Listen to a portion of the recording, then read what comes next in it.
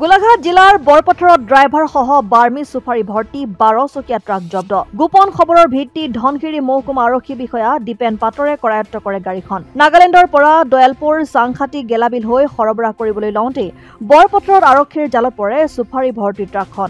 PB12Y 7367 নম্বৰৰ Punjab body ট্ৰাকত সৰবৰাহ কৰিছিল চুফাৰীখিনি। গাড়ীখনৰ চালক চৰণ সিঙক আটক কৰিছে আৰক্ষীয়ে।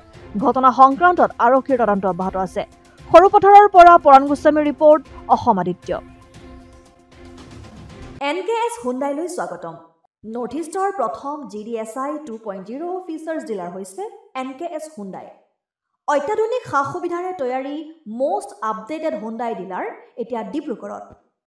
আমাৰ NKS হুণ্ডাই ডিলাৰত open sales consulted room, customer ৰুমৰ লগতে পুৰণি গাড়ীৰ এক্সচেঞ্জ ফেচিলিটিও ৰখা হৈছে।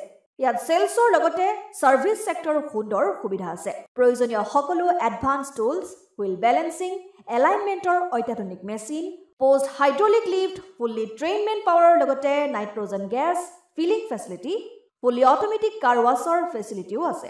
লগতে NKS হুণ্ডাই ডিলাৰে কাষ্টমাৰসকলৰ সুবিধাৰ্থে মোবাইল সাৰ্ভিস ভেনৰো ব্যৱস্থা ৰাখিছে, য'ত হাইড্ৰলিক লিফ্ট, ৱাছিং facility, wheel balancing, tyre pressure check কৰাৰ লগতে বহুখিনি সুবিধাই উপলব্ধ আছে। NKS হুণ্ডাইলৈ আহক আৰু সুবিধাসমূহ গ্ৰহণ কৰক।